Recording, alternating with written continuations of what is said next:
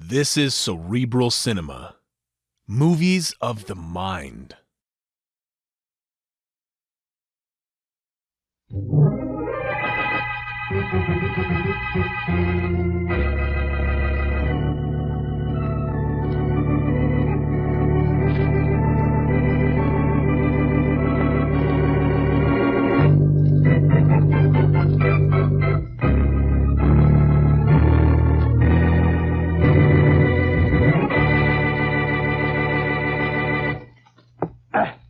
$20, $30, and a bullseye of 100.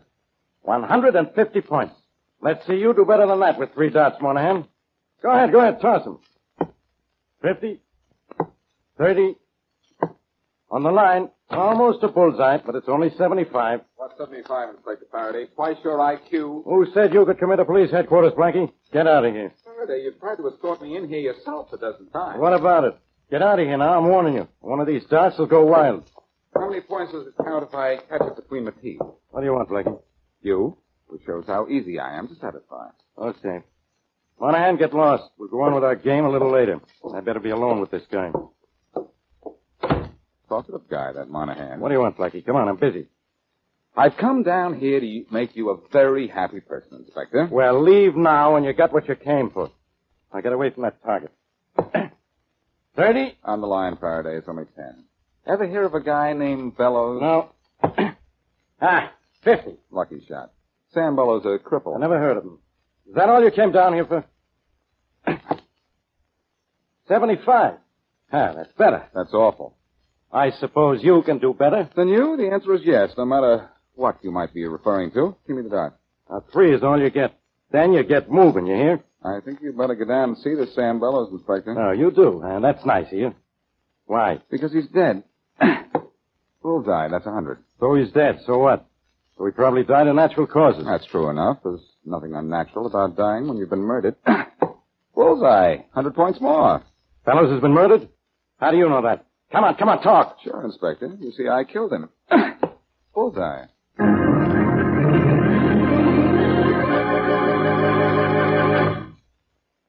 Now back to Richard Calmer's Boston Blackie. Enemy to those who make him an enemy, friend to those who have no friend.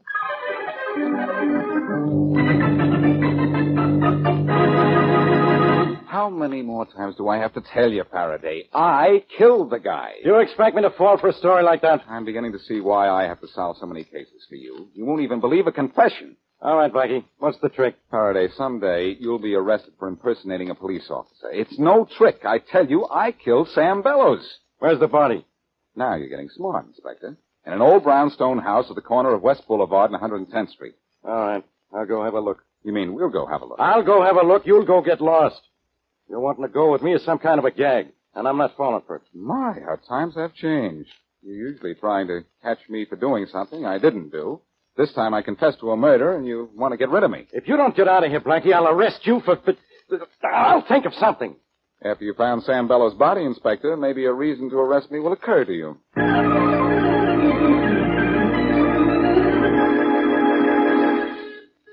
Mary, that's probably Charlie Kingston. Let him in, will you? Oh, of course, Blackie. Come on, Happy. Hey. I suppose he's happy, but what is he? Down, Happy, down. Where did you get your sidekick, Charlie? Oh, look. At a kennel or a stable? Look out, Blackie. Now he's going to jump all over you. Nice boy. Down. You can have my right arm just as soon as I'm through. Down, Happy. Good boy. Down. Oh, no. Oh, Charlie, what is that? A dog. If that's a dog, what's a horse? I'll admit he's a little large, Blackie, but he's harmless. Harmless. He tried to devour us before we were even introduced. Oh, no, Mary. He was just making love to you. Happy's a very strange animal. Pays no attention to me or to anyone else he knows well. He only likes strangers. Well, introduce us to him quick before we're stampeded. Maybe I better put him in the kitchen. Good idea. Oh, close the hall door, will you, Blackie? Sure. Come on, Happy. Nice boy. Oh, wait a minute, Charlie. The kitchen door opens out. Will you pull it towards you? Okay. I hope you don't mind if Happy plays in here, Mary. Of course she doesn't, Charlie. She wants a new kitchen anyway. Go on in. Go on. What kind of a dog is that, Charlie, besides big? We'll talk about Happy later. I want to know if you saw Sam Bellows. His house is impossible to break into, and he wouldn't see me in any normal way, so I went to Inspector Faraday and told him I had killed Bellows. What? Blackie. Don't worry, he didn't believe me. He went to investigate, but he wouldn't take me with him, so that idea is wasted. Maybe you went too far. Can't we talk about something besides murder just before dinner? I'm sorry, Mary. Oh, well, this is just before dinner, isn't it? Forgive the delay, Mary. You can have anything your heart desires at any restaurant you name. Oh, wonderful. What are we waiting for? Charlie, isn't a girl in love supposed to lose her appetite? Well, that's the way I always heard it. Mary, how you must hate me.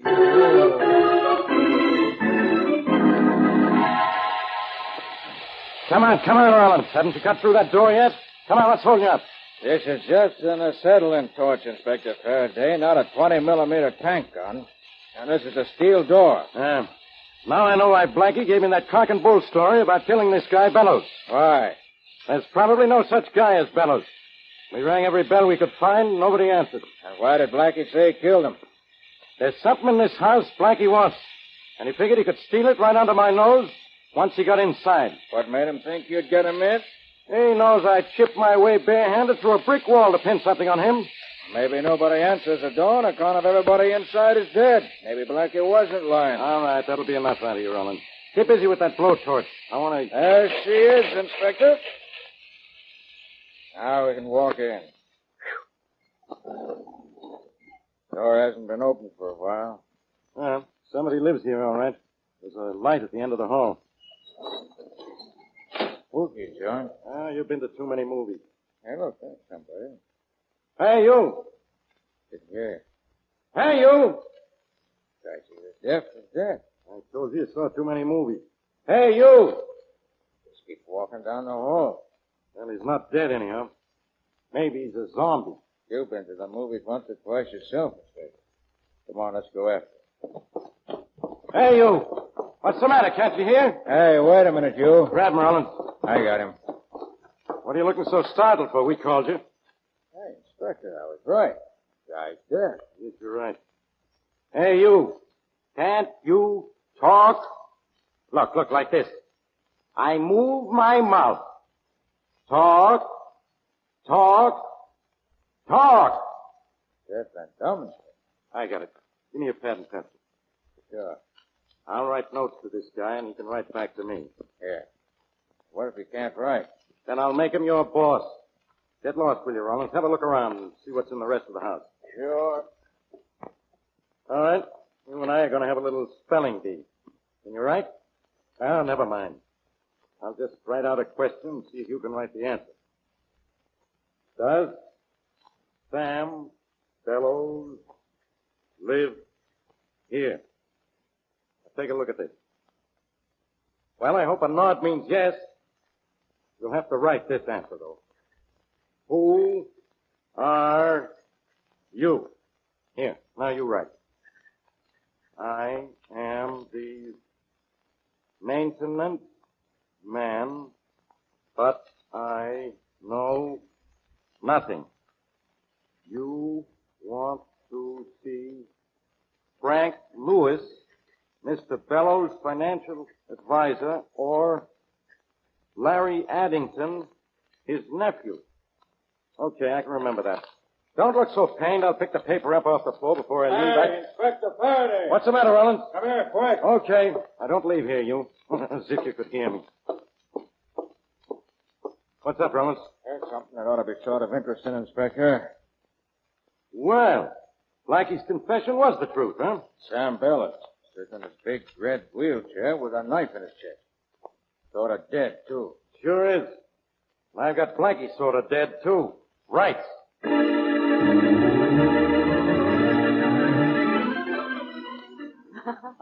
Well, thanks, Mary, for a wonderful evening.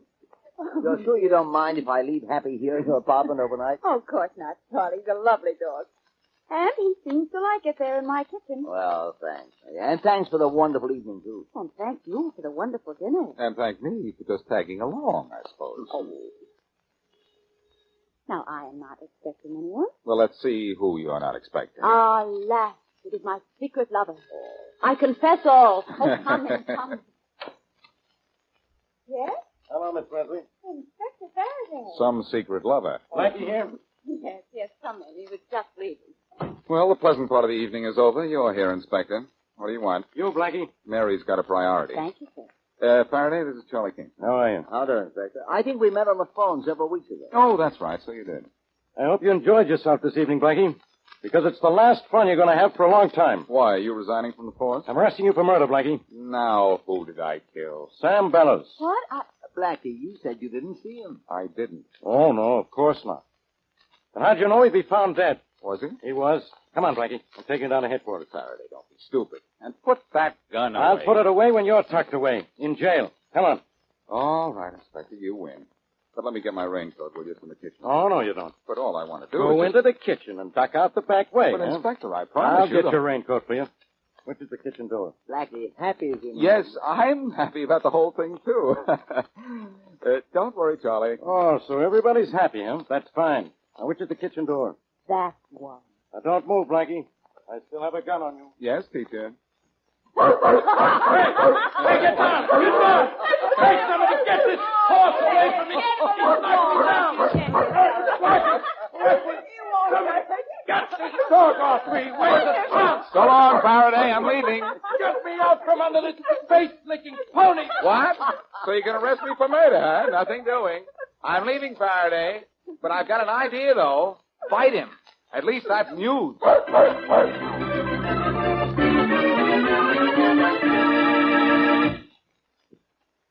And now back to Boston Blackie.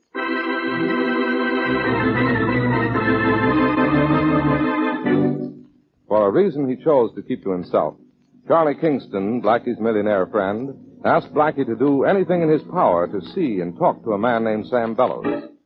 Unable to break into Bellows' home, Blackie came to Inspector Faraday with a story that he had killed Bellows in his home and should be taken to the scene of the crime.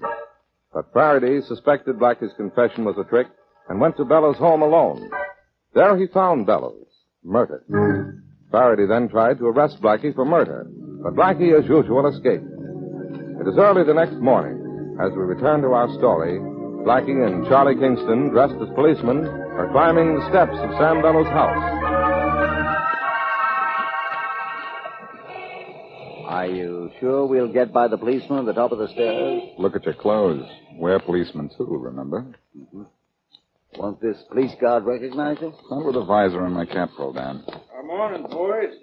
Inspector sent you to relieve us? The relief men are coming up in a few minutes. Faraday sent up a special detail, okay? Sure. Go on in. Come on, Charlie. All right. Hey, wait, I'll open the door first.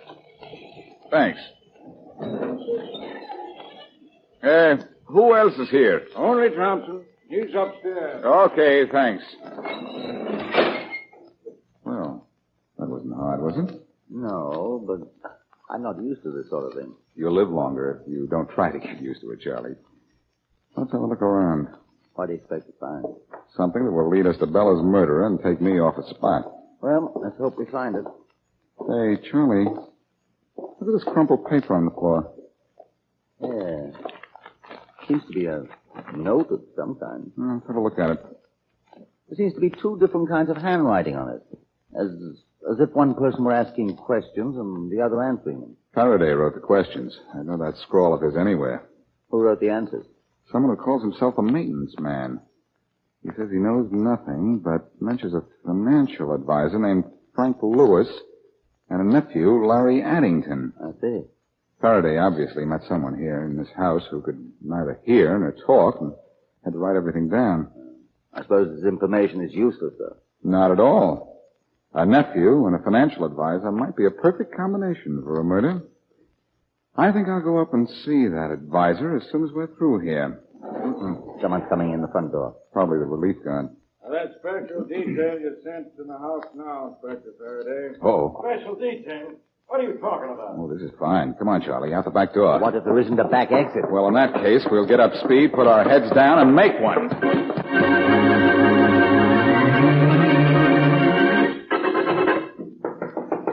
Yes? Frank Lewis? Yes. I'm Special Police Investigator John Jones. You were Sam Bellows' financial advisor, weren't you? Yes, I've had one visit from the police this morning, Inspector Faraday. I told him everything I could. Faraday sent me back to ask a few more questions, if you don't mind. Well, I mind because I'm busy, but I suppose there's nothing I can do. What else do you want to know? More about the will. I told Inspector Faraday everything I know. The night before last, Bellows changed his will. Formerly, the entire estate was to be left to Larry Addington, his nephew, with the exception of $5,000 to Ben Atkins, the deaf and dumb handyman in Bellows' home. Who did the new will benefit? Atkins again for $5,000, but instead of the remainder of the estate, about $100,000 being left to the nephew, Bellows chose to leave it to some charity, a dog and cat hospital. Any reason for doing this? Just so his nephew wouldn't get it. Cigarette? No, thanks. Don't mind if I smoke. Of course not. You say the will was changed the night before last, and Larry Addington, the nephew, was cut out. Did Addington know this? I don't see how it was possible. Bellows and his nephew seldom spoke to each other. Then it's possible, isn't it, that Addington killed his uncle thinking he'd get his money? Possibly. He's in constant trouble living above his means. He needs money. Say, you smoke more of a cigarette than I thought. Why do you say that? These cigarettes in this ashtray here. I doubt if they've been puffed more than 2 or 3 times. Oh, they were left there by a client of mine who was here just a few minutes ago. Nervous, huh? Very. Look what he does to paper matches. Takes the ends and rips them up the middle. Anything else I can tell you about the Sam Bellows matter? Yes. Where can I get in touch with Larry Addington?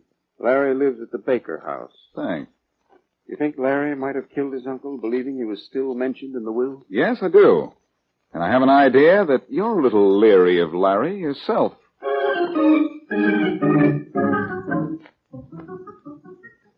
You have to stand still, Mr. Addington. Well, hurry up, will you, Martin? I'm trying to hurry, Mr. Addington, but I can't take the coat. You don't stand still. I don't like to stand still. Oh, we're going to be interrupted again. Come in. Tom, I told you not Larry to... Addington in here? I'm Larry Addington. Good. I'd like to talk to you. Some other time. I'm busy having a fitting. Did my man let you come in here? Please, Mr. Addington, stand still. Where do you intend going in that tweet, Addington? To a racetrack? Your opinion is uncalled for, and so is your presence. Here, Mr. Addington, how do you like the way the coat hangs now? Well, I guess so. Why all the new clothes, Addington? Anything wrong with a few new suits? Since my uncle was killed, I'm rich. Are you? Yes. I want to look the part of a man who's just come into a fortune. Well, look the part if you want to, Addington, but you haven't come into a dime. Wait till you read the paper. Wait till you read the will. My uncle left his money to me. Mr. Martin. Yes? Don't just stand there. Don't have all day. Oh, I was interested in this man's remark about your uncle's will. What remark? Forgive me, but he said... I said Addington here was completely cut out of his uncle's will. What?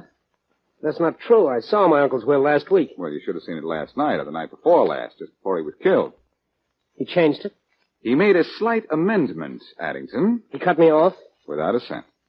How do you know? I just talked with Frank Lewis. He was your uncle's financial advisor. Why would he tell you anything? I have what you might call a slight interest in your uncle's murder. You aren't suggesting that If someone had suggested to you that your uncle was going to change his will, you might have killed him before he had had a chance to change it. I didn't know his will was going to be changed. That'll be hard to prove. Well, just try to prove I killed him. You know something, pal? That's exactly what I'm going to do.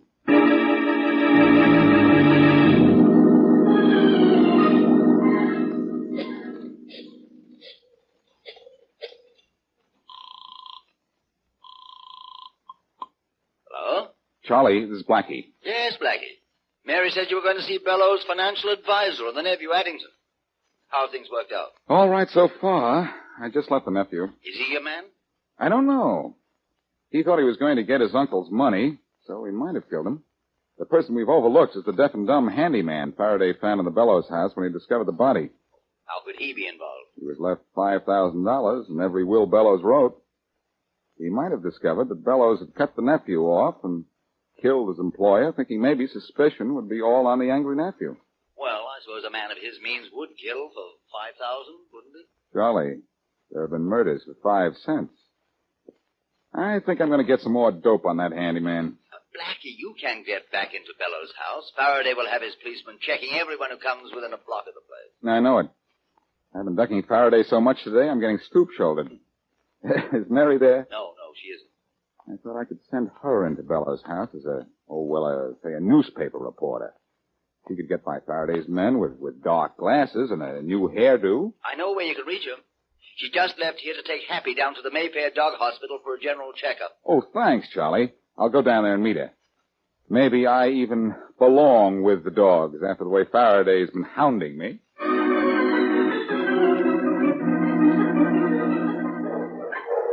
Something I can do for you, sir? Yes. Is there a young lady here with a rather large dog? She brought him in for a checkup, I think. No, there isn't. This is the Mayfair Animal Hospital, isn't it? Yes, it is. Well, I guess I got here too soon. Mind if I wait? No, not at all. Is there a chair or a bench around Perhaps here? you'd like to wait in my office. Oh, thanks. This way. Think that chair will be comfortable? Thank you. No, I think I've seen your picture in the paper. Strange what papers will do for news sometimes. Yes, you certainly look familiar. I'm Seth Peters. Cigarette? No, thanks. Mind if I smoke? Not at all. There isn't by any chance another Mayfair Animal Hospital in town, is there? Not that I know of. Mary and Happy must have been delayed on the way down here. What'd you say? Nothing. Oh. Do you, always do that? Huh? Do what? Take those matches and tear them. Nervous habit. I try to break it, but I can't. Oh, I see. Would you mind pushing the ashtray over this way? Of course not. I'll put the cigarette out. How's your friend, Frank Lewis? Who? Frank Lewis, the financial advisor. I don't know any Frank Lewis. Why do you ask? That cigarette of yours makes me ask. A cigarette? Something wrong with it? Why, no. You put it out rather suddenly. Oh, I never take more than 3 or 4 drags. And you don't know Frank Lewis? Oh. Does he have the same habit? No, but you're lying when you say you don't know him. He has a client who does the same thing with matches and cigarettes. You. Well, no. Here. Lewis said Sam Bellows left his money to a dog and cat hospital. I think if I looked at Bellows' will, I'd find that it was, this place of yours. Don't know about that. You said you didn't know Frank Lewis. Yet you were up in his office this morning. It's not true. The ashtray in his desk was filled with torn matches and cigarettes barely smoked. You own this place? Yes, I do. That doesn't mean a thing. It means plenty. It means you killed Bellows for his money and then went to Lewis to collect. The fact that he denied you'd been there makes him part of the scheme. Just because I own this place, you think I killed Bellows, huh? It'd be worth your while. Well, I don't own this place. I merely front for the man who does. All right, who's the real owner? Frank Lewis, he's the man you want. Didn't even know Bellows was dead until Lewis called me to his office this morning. Come on, Peters. You're going down to police headquarters. But I tell you, I didn't kill anyone. Lewis did. He forced Bellows to change his will night before last, then killed him. Set that story to music, Peters, because when we get to police headquarters, you're going to sing.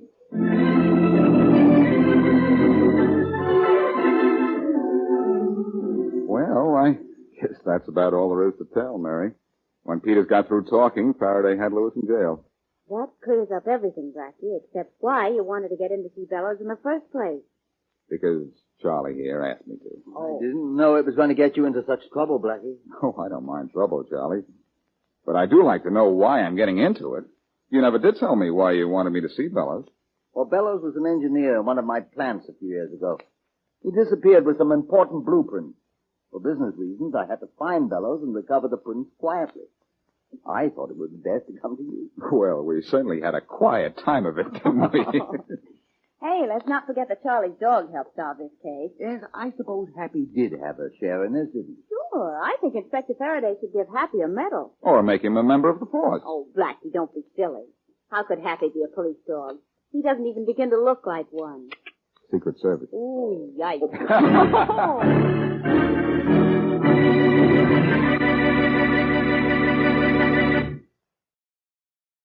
Cerebral Cinema hopes you have enjoyed this movie of the mind.